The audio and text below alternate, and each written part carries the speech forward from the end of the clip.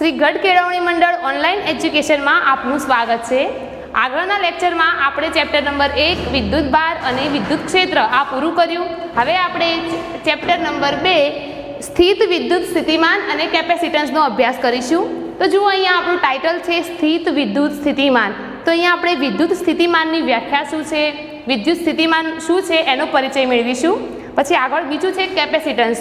તો કેપેસિટન્સ જે રીતે અવરોધ હોય એ રીતે કેપેસિટન્સ હોય, એ તમે આગળ ધોરણ 10માં એનો બેઝિક ખ્યાલ મેળવી ચૂક્યા છો। અહીંયા આપણે થોડું વિસ્તૃતમાં ભણીશું। તો હવે આપણે એક પ્રશ્ન છે, ગુરુત્વ બળ અથવા સ્પ્રિંગ બળ સાથી સંરક્ષી બળો છે।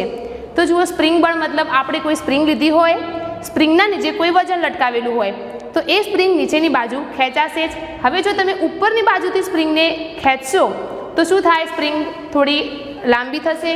જો આપણે ધારીશું, ધારો કે કોઈ સ્પ્રિંગ હોય, અહીંયા નીચે કોઈ વજન લટકાડેલ છે, આ કોઈ વજન છે, આ છે સ્પ્રિંગ, બરાબર। હવે જો અહીંયા આ સ્પ્રિંગમાં એક બિંદુથી બીજા બિંદુએ સ્પ્રિંગને લઈ જવું પડશે તો આપણે થોડું બાહ્ય બળ વડે કાર્ય કરવું પડશે।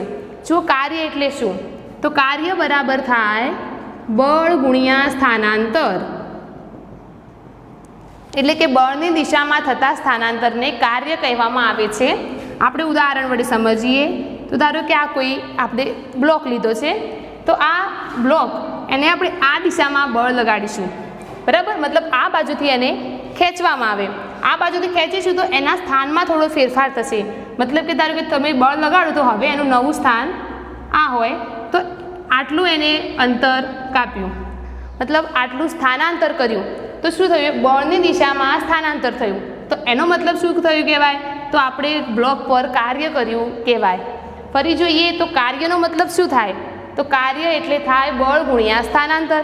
આપણે કોઈ બ્લોક લીધો, હવે એની ઉપર આ બાજુમાં આપણે બળ F લગાડીશું, તો જુઓ અહીંયાથી આપણે એને ખેંચીએ મતલબ બળ લગાડીએ તો બ્લોકના સ્થાનમાં ફેરફાર થશે। ધારો કે બ્લોક આ સ્થાનેથી આ સ્થાને આવશે, તો અહીંયા ડી જેટલું એને અંતર કાપ્યું, એટલે કે એના સ્થાનમાં ડી જેટલો ફેરફાર થયો। તો એનો મતલબ એમ થાય કે બળની દિશામાં સ્થાનાંતર થયું, અને બળની દિશામાં સ્થાનાંતર એટલે કે કાર્ય। તો અહીંયા આપણે એમ કહી શકીએ કે અહીં આપણે બ્લોક પર કાર્ય કર્યું। હવે આપણે એ કાર્યને સ્પ્રિંગ પર જોઈશું। તો જુઓ, આ કોઈ સ્પ્રિંગ છે, નીચે વજન લટકાડેલ છે, તો સ્પ્રિંગ નીચેની બાજુથી તો નીચેની બાજુ ખેંચાશે જ, પણ જો ઉપરની બાજુથી આપણે ખેંચીશું, મતલબ આપણે ઉપરની બાજુથી એને ખેંચીશું તો શું થાય, તો સ્પ્રિંગની લંબાઈમાં થોડો વધારો થશે, અને પછી આપણે એને ઉપરની બાજુથી પકડી રાખીશું, પછી સ્થિર કરીશું તો સ્થિતિ ઉર્જા પ્રાપ્ત કરશે। હવે જેવી તમે એને છોડી દેશો, મતલબ આપણે ધારો કે આને ઉપરથી ખેંચીને આટલા સુધી આવી, હવે છોડી દેશો તો મૂળ સ્થિતિ પ્રાપ્ત કરશે, એટલે કે ગતિ પ્રાપ્ત કરશે, તો સ્થિતિ ઉર્જાનું ગતિ ઉર્જામાં રૂપાંતર થયું કહેવાય। તો અહીંયા જુઓ, તો જેટલી સ્થિતિ ઉર્જા હતી, પહેલાં આપણે એને બાહ્ય બળ લગાડ્યું એટલે સ્પ્રિંગને ઉપર ખેંચી, પછી આપણે પકડી રાખી હતી, તો એ વખતે સ્થિતિ ઉર્જામાં સંગ્રહ થયું હશે, આપણે જે કાર્ય કર્યું એ સ્થિતિ ઉર્જામાં સંગ્રહ થયું। હવે તમે અહીંયાથી બાહ્ય બળ આપવાનું છોડી દો, મતલબ બાહ્ય બળની ગેરહાજરી, એટલે કે આપણે છોડી દીધું તો એની મૂળ સ્થિતિ પ્રાપ્ત કરશે, એટલે કે ગતિ કરીને મૂળ સ્થિતિ પ્રાપ્ત કરશે। તો જે સ્થિતિ ઉર્જા હતી એ ગતિ ઉર્જામાં રૂપાંતર થઈ ગઈ। તો એનો મતલબ શું કહેવાય, તો સ્પ્રિંગ બળ, બરાબર, સ્પ્રિંગ બળ એ સંરક્ષી બળ છે, કારણ કે ગતિ ઉર્જા અને સ્થિતિ ઉર્જા બંનેનો સરવાળો અહીં શૂન્ય થાય છે। સ્થિતિ ઉર્જા પ્લસ ગતિ ઉર્જા આ બંનેનો સરવાળો આપણને અચળ મળે છે। મતલબ પહેલાં જેટલી સ્થિતિ ઉર્જા હતી, જે કાર્ય સ્થિતિ ઉર્જામાં સંગ્રહ પામ્યું હતું, એ જ્યારે બાહ્ય બળ આપવાનું છોડી દઈએ, મતલબ આપણે અહીંયાથી ઉપરથી સ્પ્રિંગને જ્યારે છોડવામાં આવશે ત્યારે એ ગતિ ઉર્જા પ્રાપ્ત કરીને મૂળ સ્થિતિ પ્રાપ્ત કરે છે, એટલે કે સ્થિતિ ઉર્જાનું રૂપાંતર ગતિ ઉર્જામાં થયું, જેથી કહી શકાય કે વિસ્પ્રિંગ બળ એને જ કહેવાય છે ગુરુત્વ બળ, કારણ કે નીચેની દિશામાં લાગતું હશે એટલા માટે એ બંને સંરક્ષી બળો છે। હવે આપણે આગળ બીજું જોઈશું। આ જેમ અહીંયા આપણે સ્પ્રિંગ બળની વાત કરી એ રીતે આપણે વાત કરીશું વિદ્યુત બળની। તો આપણે લઈએ કે વિદ્યુત બળ, વિદ્યુત બળ, જુઓ વિદ્યુત, હવે તમારો પ્રશ્ન છે કે વિદ્યુત બળ સાથી સંરક્ષી છે, વિદ્યુત બળ સાથી સંરક્ષી છે। તો જુઓ વિદ્યુત બળ, તો વિદ્યુત બળ એ વિદ્યુત ભાર ઉપર લાગતું હશે. તો વિદ્યુત બળની વિરુદ્ધમાં જ્યારે કોઈ પણ બાહ્ય બળની અસર હેઠળ વિદ્યુત ભારને એક બિંદુથી બીજા બિંદુએ લઈ જવા માટે જે કાર્ય કરવામાં આવે છે તે સ્થિતિ ઉર્જાના રૂપે સંગ્રહ પામે છે. આપણે લઈશું ધારો કે કોઈ વિદ્યુત ભાર ક્યુ, તો આ વિદ્યુત ભારને આપણે આ બિંદુએ લઈ જવો છે, બરાબર. આ કોઈ બીજું બિંદુ છે, તો આપણે અહીંયા રહેલા પ્લસ ક્યુ વિદ્યુત ભારને આ બીજા બિંદુએ લઈ જવો છે. તો આપણે એના માટે બાહ્ય બળની વિરુદ્ધ કાર્ય કરવું પડશે. તો આ બાજુ બળ લાગતું હશે, તો અહીંયા એને આપણે કાર્ય કરાવીશું ત્યારે એનું સ્થાનમાં પરિવર્તન આવશે, મતલબ એનું સ્થાન બદલશે. એટલે કે પહેલાંની સ્થિતિ એની આ જગ્યાએ હતી, હવે આપણે આ બાજુથી બળ લગાડીશું તો એ ડી જેટલું અંતર કાપશે, એટલે કે કાર્ય થયું કહેવાય. અને પછી આપણે આ વિદ્યુત ભારને એક જગ્યાએથી બીજી જગ્યાએ લઈ જઈ શકીશું. હવે અહીંયા જે કાર્ય છે એ સ્થિતિ ઉર્જાના સ્વરૂપે સંગ્રહ પામે છે. તો જુઓ આ પદાર્થને તમે આ બાજુથી ધારો કે કોઈ એફ બળ લગાડો છો, એ છે બાહ્ય બળ. તો બાહ્ય બળ લગાડશો તો એની સ્થિતિ બદલાશે. હવે સ્થિતિ બદલાય પછી જ્યારે તમે એટલે એની સ્થિતિ બદલાય એટલે કે એ આ સ્થાન પર આવશે. ધારો કે હવે વિદ્યુત ભાર આ જગ્યાએ આવ્યો પ્લસ ક્યુ. હવે શું થાય તો જુઓ જ્યારે હવે તમે બળને છોડી દેશો એટલે એની પાછી મૂળ સ્થિતિ પ્રાપ્ત કરશે. એટલે કે જે કાર્ય સ્થિતિ ઉર્જામાં સંગ્રહ પામ્યું હતું એ હવે ગતિ ઉર્જામાં સંગ્રહ પામશે. એટલે કે જુઓ પહેલાં વિદ્યુત ભાર આ જગ્યાએ હતો, એટલા માટે પછી આપણે આ બાજુથી એને બળ લગાડ્યું એટલે વિદ્યુત ભારના સ્થાનમાં ફેરફાર થયો અને આપણે જે કાર્ય કર્યું એક જગ્યાએથી બીજી જગ્યાએ આવ્યું અને પછી એને ડી જેટલું અંતર કાપ્યું તો એના અંદર કાર્ય થયું કહેવાય. તો આ જે કાર્ય છે એ સ્થિતિ ઉર્જાના રૂપે સંગ્રહ પામે છે. કાર્ય સ્થિતિ ઉર્જામાં સંગ્રહ પામે છે જ્યારે બળ લગાડવામાં આવે ત્યારે. જ્યારે બળ લગાડીશું ત્યારે કાર્ય થશે અને આ કાર્ય સ્થિતિ ઉર્જાના રૂપે સંગ્રહ થશે. હવે જ્યારે તમે બળને દૂર કરો છો, મતલબ આપણે અહીંયા જે બળ લગાડીએ છીએ એને છોડી દઈએ છીએ, એટલે કે બળને દૂર કરવામાં આવે. બળ દૂર કરવામાં આવે. જુઓ જ્યારે બળને દૂર કરીશું તો એ જે આ સ્થાન પર સ્થિર હતો પદાર્થ, મતલબ જે કાર્ય સ્થિતિ ઉર્જામાં સંગ્રહ પામ્યું હતું એ પદાર્થ પાછો એની મૂળ સ્થિતિ જતો રહેશે, એટલે કે ગતિ ઉર્જા પ્રાપ્ત કરશે. તો આપણું જે કાર્ય સ્થિતિ ઉર્જામાં સંગ્રહ પામ્યું હતું એ હવે ગતિ ઉર્જામાં રૂપાંતર થાય છે. તો અહીંયા થશે કાર્ય ગતિ ઉર્જામાં રૂપાંતર પામે છે. ફરીથી જોઈએ તો જુઓ એની વ્યાખ્યામાં આવશે વિદ્યુત બળની વિરુદ્ધમાં.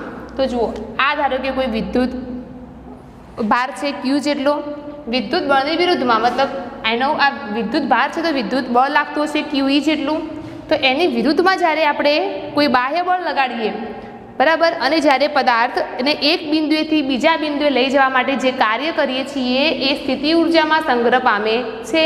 પછી જ્યારે બાહ્ય બળને દૂર કરવામાં આવે ત્યારે એ જ કાર્યનું ગતિ ઉર્જામાં રૂપાંતર થાય છે. તો અહીં સ્થિતિ ઉર્જા અને ગતિ ઉર્જા બંને અચળ રહે છે, જેથી આપણે કહી શકીએ કે વિદ્યુત બળ પણ સંરક્ષિત છે. જુઓ ઉપર જેમ આપણે સ્પ્રિંગ માટે લીધું હતું એવું સેમ છે વિદ્યુત બળ માટે. વિદ્યુત બળ છે એટલા માટે આપણે વિદ્યુત ભારનો ઉલ્લેખ કર્યો હતો. અને અહીં આપણે કહી શકીએ કે જે કાર્ય સ્થિતિ ઉર્જામાં જ્યારે બળ લગાડીએ છીએ આ વિદ્યુત ભાર અને આ બિંદુથી આ બિંદુ લઈ જવા માટે આપણે બળ લગાડીશું, એ વખતે વિદ્યુત ભાર આ સ્થાને આવશે અને એ કાર્ય સ્થિતિ ઉર્જામાં સંગ્રહ પામે છે. જ્યારે બળને દૂર કરીએ એટલે અહીંયાથી આપણું બળ આપણે દૂર કરીએ છીએ તો એ વખતે કાર્ય ગતિ ઉર્જામાં રૂપાંતર પામે છે. હવે આપણે જોઈએ સ્થિત વિદ્યુત સ્થિતિ ઉર્જા. સ્થિતિ ઉર્જા શું છે? અહીંયા આપણે લીધું સ્થિતિ ઉર્જામાં રૂપાંતર પામે છે. સ્થિતિ ઉર્જા શું છે એ જોઈએ. સ્થિત વિદ્યુત સ્થિતિ ઉર્જા તો એમાં આવશે અનંત અંતરેથી વિદ્યુત ક્ષેત્રમાંના કોઈ પણ બિંદુ સુધી.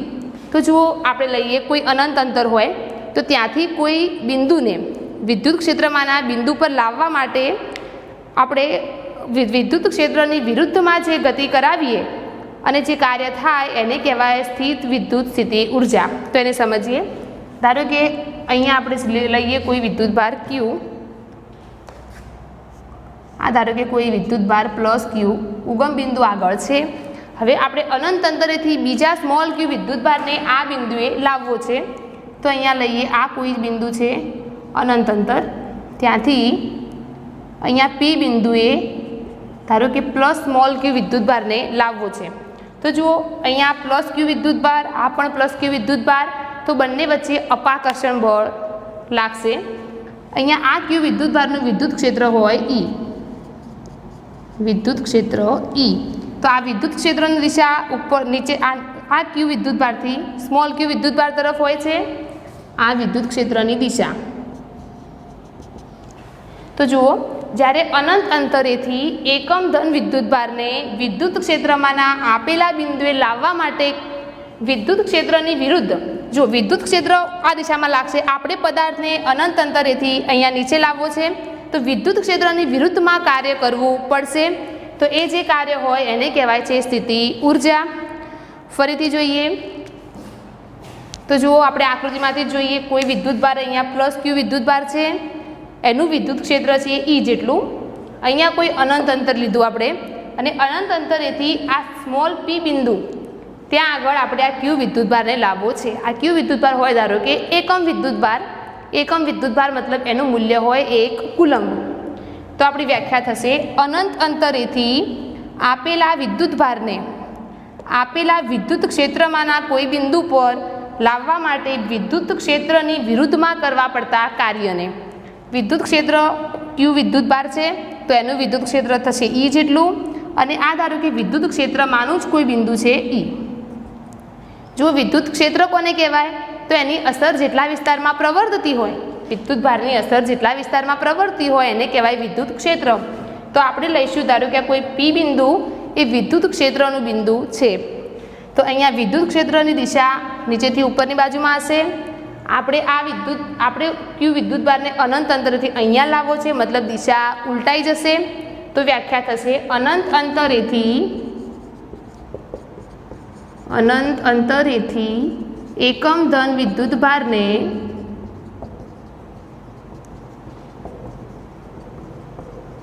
આપેલા વિદ્યુત ક્ષેત્રમાંના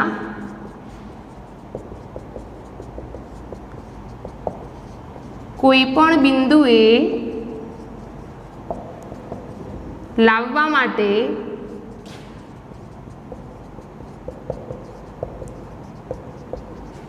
વિદ્યુત ક્ષેત્રની વિરુદ્ધ થતા કાર્યને વિદ્યુત સ્થિતિ ઉર્જા કહે છે. વિદ્યુત સ્થિતિ ઉર્જા કહે છે. જુઓ, ફરીથી હવે વ્યાખ્યા ઉપરથી આપણે સમજીએ તો અનંત અંતરેથી મતલબ આપણે આ અંતર લીધું છે ઇન્ફિનિટિવ, આ અંતરેથી એકમ ધન વીજભારને, એકમ ધન વીજભાર છે આપણો સ્મોલ ક્યુ, અને આપેલા વિદ્યુત ક્ષેત્રમાંના કોઈ પણ બિંદુએ, તો આપણો વિદ્યુત ક્ષેત્રમાંનું બિંદુ છે પી, તો આ પી બિંદુએ લાવવા માટે વિદ્યુત ક્ષેત્રની વિરુદ્ધ થતા કાર્યને, વિદ્યુત ક્ષેત્રની વિરુદ્ધ મતલબ વિદ્યુત ક્ષેત્રની દિશા નીચેથી ઉપરની બાજુ છે, ત્યારે આપણે કાર્ય ઉપરથી નીચેની બાજુમાં કરવાનું છે. તો કે વિદ્યુત ક્ષેત્રની વિરુદ્ધ થતા કાર્યને તે બિંદુ પાસેની વિદ્યુત સ્થિતિ ઉર્જા કહે છે. કાર્યને તે બિંદુ પાસેની, તે બિંદુ મતલબ કયું બિંદુ, તો આપણું પી બિંદુ, પી બિંદુ પાસેની વિદ્યુત સ્થિતિ ઉર્જા કહે છે. અનંત અંતરેથી મતલબ આ અનંત અંતરથી એકમ ધન વીજભારને, મતલબ આપણા સ્મોલ ક્યુને વિદ્યુત ક્ષેત્રમાંના બિંદુ પર, એટલે કે વિદ્યુત ક્ષેત્રમાંનું કોઈ બિંદુ લીધું છે આપણે સ્મોલ પી, તો પી બિંદુએ લાવવા માટે વિદ્યુત ક્ષેત્રની દિશાથી વિરુદ્ધમાં કરવા પડતા કાર્યને તે બિંદુ પાસેની, એટલે કે પી બિંદુ પાસેની વિદ્યુત સ્થિતિ ઉર્જા કહે છે. હવે આપણે જોઈએ વિદ્યુત સ્થિતિ ઉર્જા સમજાવો, અને આગળ છે ગતિ ઉર્જા અને વિદ્યુત સ્થિતિ ઉર્જાનો સરવાળો અચળ રહે છે તેમ બતાવો. તો જુઓ, આપણે પહેલાં સમજીશું વિદ્યુત સ્થિતિ ઉર્જા. તો આપણે જેમ હમણાં આગળ જોઈએ મુજબ, તો જુઓ ધારો કે આ હોય કોઈ વિદ્યુતભાર, ધન વિદ્યુતભાર છે કેપિટલ ક્યુ જેટલો. હવે અહીંયા કોઈ બિંદુ છે આર જેટલું. હવે આર બિંદુથી આ કોઈ બિંદુ છે પી, અને અહીંયા છે કોઈ સ્મોલ ક્યુ વિદ્યુતભાર, બરાબર. તો આ સ્મોલ ક્યુ વિદ્યુતભારને આર બિંદુએથી પી બિંદુએ લાવવાનું છે. અહીં આ જે સ્મોલ ક્યુ વિદ્યુતભાર છે એ આપણો પરીક્ષણ વિદ્યુતભાર છે, પરીક્ષણ વિદ્યુતભાર, અને પ્લસ ક્યુ વિદ્યુતભાર એ સ્ત્રોત વિદ્યુતભાર છે. પ્લસ ક્યુ વિદ્યુતભારને કહેવાય સ્ત્રોત વિદ્યુતભાર. જુઓ સ્ત્રોત વિદ્યુતભાર શા માટે? કારણ કે એ વિદ્યુત ક્ષેત્ર ઉત્પન્ન કરે છે. આપણે ચેપ્ટર નંબર 1માં ભણી ગયા સ્ત્રોત વિદ્યુતભાર એટલે જે વિદ્યુત ક્ષેત્ર ઉત્પન્ન કરતું હોય, મતલબ અહીં વિદ્યુત ક્ષેત્ર એ પ્લસ કેપિટલ ક્યુ વિદ્યુતભારને કારણે ઉત્પન્ન થાય છે, અને આ સ્મોલ ક્યુ વિદ્યુતભાર એ વિદ્યુત ક્ષેત્રનું મૂલ્ય નક્કી કરે છે, એટલા માટે એને કહેવાય પરીક્ષણ વિદ્યુતભાર. તો હવે જુઓ અહીંયા, તો આ જે સ્મોલ ક્યુ વિદ્યુતભાર એ બહુ નાનો છે, અને કેપિટલ જે ક્યુ વિદ્યુતભાર છે જે આપણો સ્ત્રોત વિદ્યુતભાર છે એ મોટો છે. હવે આપણે આગળ જોઈએ તો જુઓ, જ્યારે આર બિંદુને પી બિંદુએ લાવવું છે, બરાબર, તો એ વખતે આપણું બાહ્ય બળ હોય, ધારો કે એફ એક્સટર્નલ, બાહ્ય બળ થશે એફ એક્સટર્નલ. તો આની દિશા થશે આ બાજુની. અહીં વિદ્યુત ક્ષેત્ર જુઓ, આ છે આપણો સ્ત્રોત વિદ્યુતભાર. તો જે સ્ત્રોત વિદ્યુતભાર છે એ વિદ્યુત ક્ષેત્ર ઉત્પન્ન કરે છે, તો આ વિદ્યુત ક્ષેત્રની દિશા થશે આ બાજુ, બરાબર, મતલબ વિદ્યુત બળ આ દિશામાં લાગતું હશે. અહીંયા લાગશે વિદ્યુત બળ.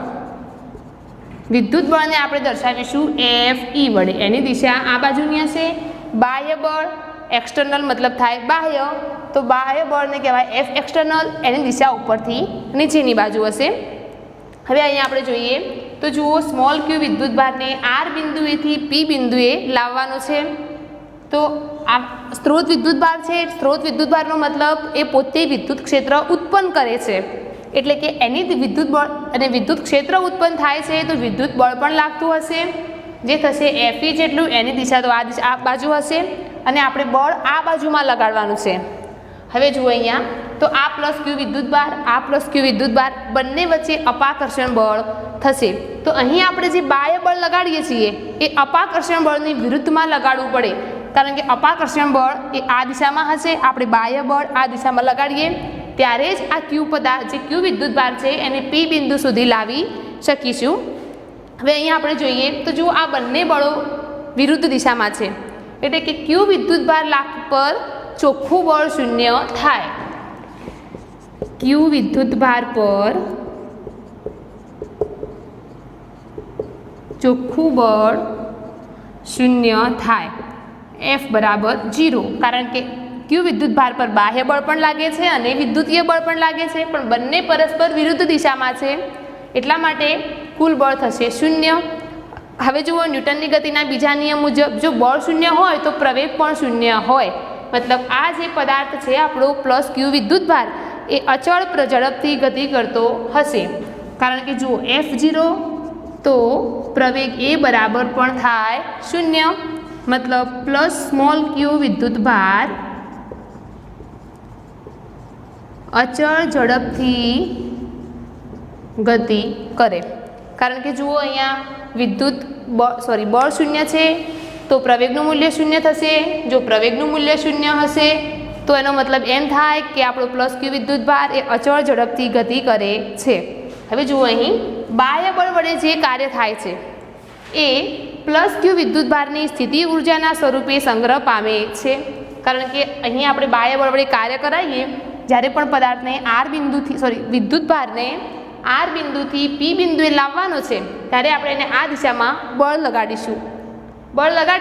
એટલે જુઓ, ધારો કે પહેલાં વિદ્યુતભાર આ સ્થાને હોય, પછી આ સ્થાને આવશે, ત્યારબાદ આ સ્થાને આવશે, તો પછી શું થાય, એના સ્થાનમાં ફેરફાર થયો.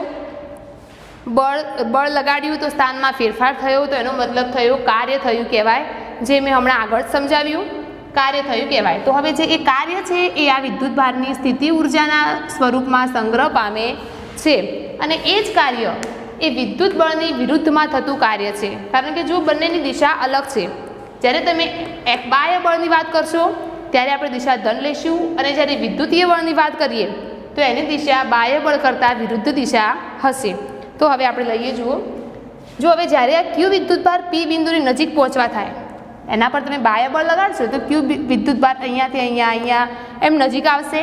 પછી જ્યારે નજીક આવતો હશે પી બિંદુની નજીક, અને જો તમે બાહ્ય બળ આપવાનું છોડી દો તો પાછો પદાર્થ ગતિ ઉર્જા પ્રાપ્ત કરશે અને દૂર જશે, મતલબ આ પ્લસ ક્યુ વિદ્યુતભારથી એને અપાકર્ષણ બળ લાગશે જેથી એ દૂર થશે, મતલબ આપણે જે સ્થિતિ ઉર્જા હતી એ હવે ગતિ ઉર્જામાં સંગ્રહ થાય છે અને એવી રીતે થાય છે કે જેથી બંનેનો સરવાળો અચળ રહે છે, કારણ કે જુઓ દિશા બદલાઈ ગઈ, સ્થિતિ ઉર્જા માટે બળ આ દિશામાં લાગતું હતું, હવે જ્યારે જેટલું નજીક આવશે, ધારો કે પી બિંદુની પાસે પહોંચવા જ થયું હોય અને આપણે બળ આપવાનું છોડી દઈશું, મતલબ બાહ્ય બળ દૂર કરીશું, તો બાહ્ય બળ દૂર કરીશું એટલે આ પ્લસ ક્યુ વિદ્યુતભારને કારણે એ દૂર ધકેલાશે, બરાબર, પી બિંદુથી દૂર ધકેલાશે અને ગતિ ઉર્જા પ્રાપ્ત કરે છે અને આ ગતિ ઉર્જા એવી હોય છે કે જેથી સ્થિતિ ઉર્જા અને ગતિ ઉર્જા બંનેનો સરવાળો શૂન્ય થાય, મતલબ કે સરવાળો અચળ રહે છે। હવે આપણે લઈએ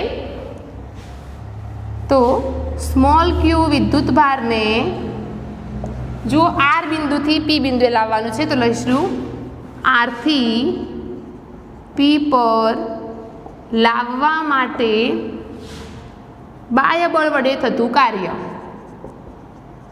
બાહ્ય બળ વડે થતું કાર્યને દર્શાવીશું ડબલ્યુ વડે।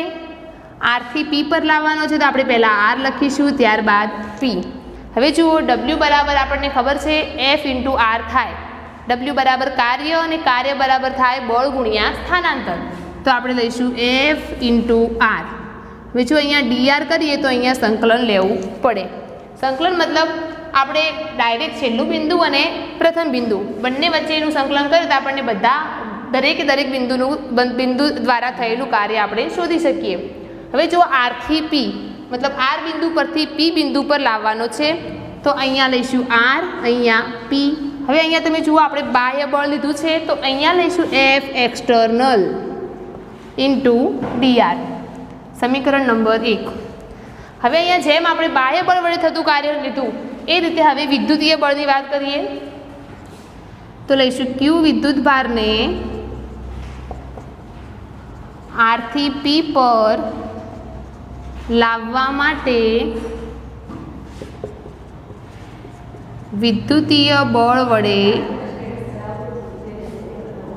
થયેલ કાર્ય, તો એ કાર્યને પણ આપણે દર્શાવીશું ડબલ્યુ આર પી બરાબર, જુઓ વિદ્યુતીય બળ તો વિદ્યુતીય બળને આપણે દર્શાવ્યું છે એફ ઈ વડે, તો અહીંયા લઈશું F E into D R, આરથી પી।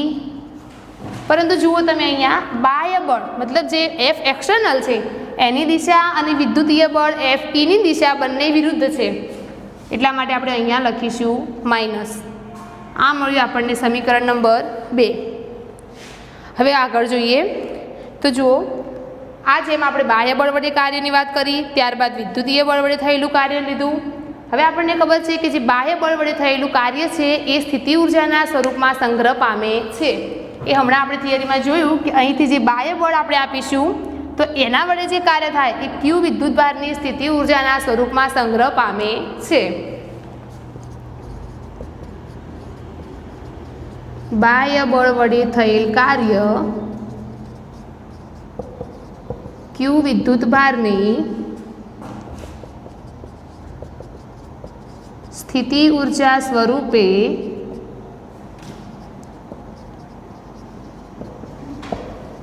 સંગ્રહ પામે છે। સ્થિતિ ઉર્જાને આપણે દર્શાવીશું યુ વડે, તો યુ બરાબર થશે બાહ્ય બળ વડે થયેલું કાર્ય એ સ્થિતિ ઉર્જામાં સંગ્રહ પામે છે, તો યુ બરાબર ડબલ્યુ આર પી બરાબર આરથી P F external into D R. આ આપણને જો અહીંયા આવેલું છે જે સ્થિત વિદ્યુત સ્થિતિ ઉર્જા તો એ આપણી યાદ થઈ યુ બરાબર ડબલ્યુ આર પી સંકલન આરથી P F external into D R. ફરી જોઈએ તો જુઓ અહીંયા આપણે કોઈ લીધો છે સ્મોલ ક્યુ વિદ્યુતભાર, એ આપણો પરીક્ષણ વિદ્યુતભાર છે, આ આર બિંદુ પી બિંદુ, તો આર બિંદુએથી પી બિંદુએ પ્લસ ક્યુ વિદ્યુતભારને લાવવાનો છે તો આપણે બાહ્ય બળ આપીશું। અહીંયા વિદ્યુતભાર કેપિટલ ક્યુ વિદ્યુતભાર એ સ્ત્રોત વિદ્યુતભાર છે એટલે કે એ વિદ્યુતભાર વિદ્યુત ક્ષેત્ર ઉત્પન્ન કરે, તો આ વિદ્યુતભાર વિદ્યુત ક્ષેત્ર ઉત્પન્ન કરે તો વિદ્યુતીય બળ જે વિદ્યુત ક્ષેત્રના દ્વારા ઉત્પન્ન થાય એની દિશા ઉપરની બાજુ હશે, જ્યારે બાહ્ય બળની દિશા નીચેની બાજુ હશે.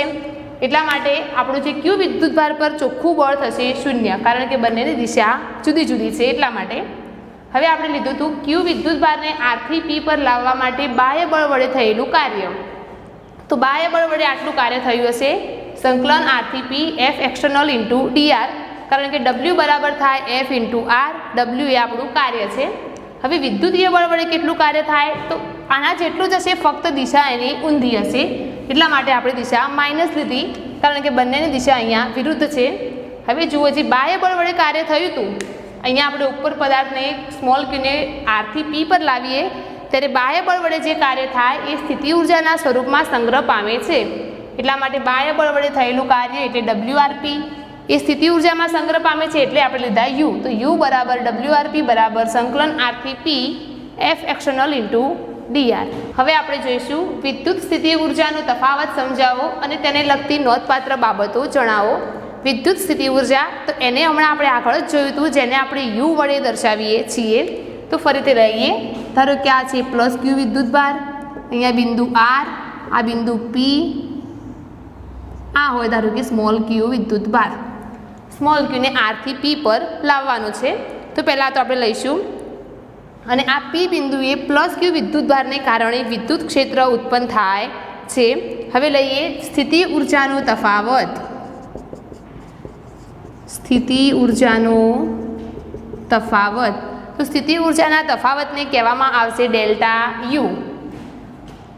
ડેલ્ટા U બરાબર, તો જુઓ ડેલ્ટા U તો આપણે લખીશું U2 માઇનસ U1. તો અહીંયા R બિંદુએથી P બિંદુએ આવે છે, તો આ આપણું U, આ આપણું 1 થયું ને આ 2. તો ડેલ્ટા U બરાબર આપણે લખીશું U2 માઇનસ U1. તો 2 નંબરનું મતલબ જ્યાં આવે છે તે, તો એ છે આપણું UP. UP માઇનસ UR, આ છે ડેલ્ટા U, અને ડેલ્ટા U બરાબર થશે WRP. WRP સમીકરણ નંબર 1. જુઓ WRP શા માટે લીધું, તો વિદ્યુતભારને R થી P પર લાવવા માટે જે કાર્ય થાય એ સ્થિતિ ઉર્જાના સ્વરૂપમાં સંગ્રહ પામે છે. તો આપણે સ્થિતિ ઉર્જા બરાબર કાર્ય લઈ શકીશું, જેથી આપણે ડેલ્ટા U બરાબર લીધા WRP. હવે જુઓ આ જે કાર્ય, હવે વિદ્યુતીય બળની વાત કરીએ. આ તો આપણે બાહ્ય બળ વડે થયેલું કાર્ય લીધું. આ કાર્ય એ બાહ્ય બળ વડે થયેલું, બાહ્ય બળ વડે થયેલ કાર્ય. પરંતુ જો હવે આપણે વિદ્યુતીય બળની વાત કરીએ તો વિદ્યુતીય બળ વડે થયેલ કાર્ય એ સ્થિતિ ઉર્જાના ઋણ મૂલ્ય જેટલું હોય છે. ઋણ મૂલ્ય જેટલું હોય છે. તો આપણે લઈશું ડેલ્ટા U બરાબર માઇનસ WRP. જો આટલું આપણે યાદ રાખીશું કે જ્યારે વિદ્યુતીય બળની વાત હોય તો આપણે આગળની થિયરીમાં આકૃતિ દોરી હતી કે વિદ્યુતીય બળની દિશા આ થશે, બાહ્ય બળની દિશા F એક્સટર્નલની દિશા ઉપરથી નીચેની બાજુ થશે ને વિદ્યુત બળની દિશા નીચેથી ઉપરની બાજુમાં થશે. તો જુઓ વિદ્યુત બળ વડે જે કાર્ય થાય એ સ્થિતિ ઉર્જાના ઋણ મૂલ્ય જેટલું હોય છે, એટલા માટે આપણે આગળ માઇનસ લીધા. હવે જુઓ આગળ આપણે હતું કે કેટલીક નોંધપાત્ર બાબતો જણાવો. તો સમીકરણ 1 પરથી આપણે જોઈ શકીએ છીએ કે જે ડેલ્ટા U એટલે કે વિદ્યુત સ્થિતિ ઉર્જાનો તફાવત છે એ અંતિમ બિંદુ અને પ્રારંભિક બિંદુ પર આધાર રાખે છે, તેના માર્ગ પર આધાર રાખતું નથી. એટલે કે જુઓ, ધારો કે આ હોય R બિંદુ, આ P બિંદુ. હવે વિદ્યુતભારને R થી P પર લાવવાનું છે, તમે ગમે તે માર્ગ વિચારો, અહીંયાથી ગમે તે માર્ગ હોય એના પર કોઈ જ આધાર રાખતું નથી. ફક્ત એ તો અંતિમ બિંદુ પ્રારંભિક બિંદુ અને અંતિમ બિંદુ પર જ આધાર રાખે છે. કયા માર્ગથી લાવવામાં આવ્યો છે એના ઉપર આધાર રાખતું નથી. હવે બીજી વસ્તુ તો આપણી નોંધપાત્ર બાબત એ થઈ કે સ્થિતિ ઉર્જાનો તફાવત એ એના અંતિમ બિંદુ અને પ્રારંભિક બિંદુ પર જ આધાર રાખે છે. કયા માર્ગથી વિદ્યુતભારને લાવવાનો છે તેના પર આધાર રાખતું નથી. બીજો મુદ્દો જોઈએ તો સ્થિતિ ઉર્જા એના નિરપેક્ષ મૂલ્યનો કોઈ જ અર્થ નથી. મતલબ કે સ્થિતિ ઉર્જા કેટલી છે એનો અહીંયા કોઈ જ ઉલ્લેખ થતો નથી કે UP કેટલા, UR કેટલા. ફક્ત એનો તફાવત જ ધ્યાનમાં લેવામાં આવે છે કે બંનેની બાદબાકીનો જવાબ કેટલો આવે છે એ જ અહીંયા આપણે ધ્યાનમાં લઈશું. તો આપણે ધારો કે લઈએ કે જુઓ યુપી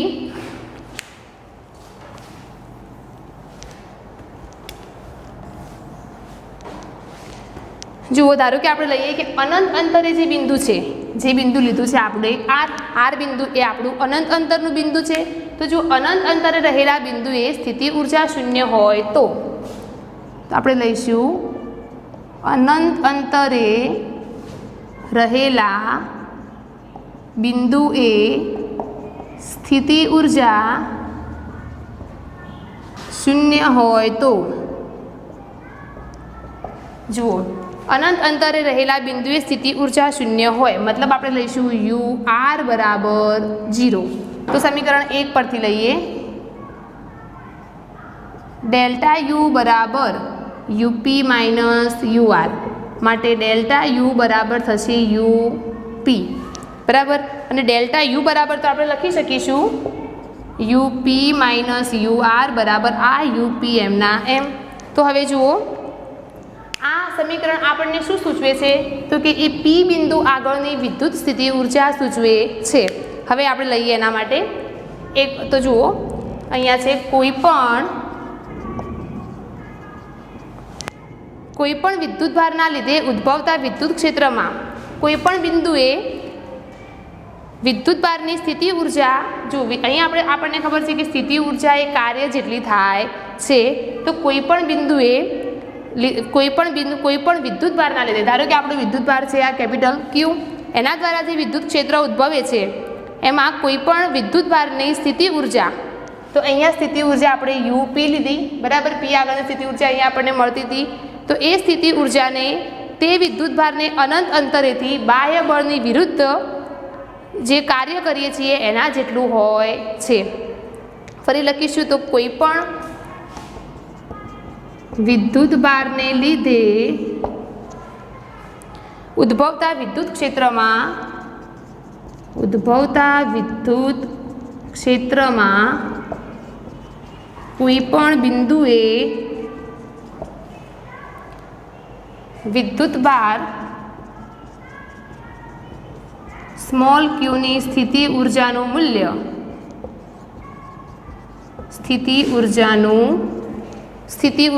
મૂલ્ય એ તે વિદ્યુતભારને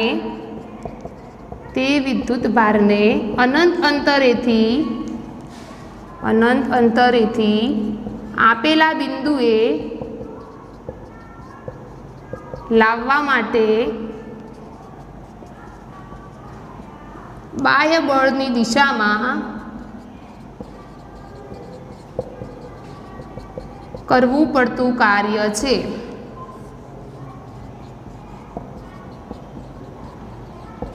તો જુઓ કોઈપણ વિદ્યુતભારને લીધે ઉદ્ભવતા વિદ્યુત ક્ષેત્રમાં તો આપણું વિદ્યુતભાર ક્યુના કારણે જે વિદ્યુત ક્ષેત્ર ઉદ્ભવે છે એનું કોઈપણ બિંદુ એટલે કે સ્મોલ પી બિંદુએ ક્યુની સ્થિતિ ઉર્જાનું મૂલ્ય મતલબ આ સ્મોલ ક્યુની સ્થિતિ ઉર્જાનું પી બિંદુએ મૂલ્ય કેટલું થાય તો કે અનંત અંતરેથી એ વિદ્યુતભારને જ્યારે લાવીએ છીએ ત્યારે બાહ્ય બળની દિશામાં જે કાર્ય કરીએ એના જેટલું હોય છે. એનો મતલબ શું થાય તો આ યુપી બરાબર લખી શકીશું WRP. પણ અહીંયા જે અંતર છે એ અનંત અંતરેથી લાવીએ છીએ એવું છે. તો ફરી જોઈએ કોઈપણ વિદ્યુતભારને લીધે ઉદ્ભવતા વિદ્યુત ક્ષેત્રમાં ધારો કે કેપિટલ ક્યુ વિદ્યુતભાર એના કારણે જે વિદ્યુત ક્ષેત્ર ઉદ્ભવે છે એ બિંદુ હોય ધારો કે પી બિંદુ. તો એ પી બિંદુની અંદર પી બિંદુ જોડે ક્યુ વિદ્યુતભારની સ્થિતિ ઉર્જાનું મૂલ્ય કેટલું હોય તો એ અનંત અંતરેથી જ્યારે વિદ્યુતભારને આપેલા બિંદુએ એટલે કે પી બિંદુએ લાવવા માટે જે કાર્ય કરીએ છીએ એ થશે બાહ્ય બળની દિશામાં અને એ કાર્ય જેટલું હોય છે. જો આપણે વિદ્યુતીય બળ લઈએ તો અહીંયા લેવું પડશે વિદ્યુતીય બળની વિરુદ્ધ દિશામાં. બાહ્ય બળ હોય તો બાહ્ય બળની દિશામાં કાર્ય થાય, જ્યારે વિદ્યુતીય બળ હોય તો વિદ્યુતીય બળની વિરુદ્ધ દિશામાં થતા કાર્ય જેટલું હોય છે. તો આપણે ટૂંકમાં સમજીએ તો અહીં આપણે સ્થિતિ ઉર્જા બરાબર કાર્ય લઈ શકીશું.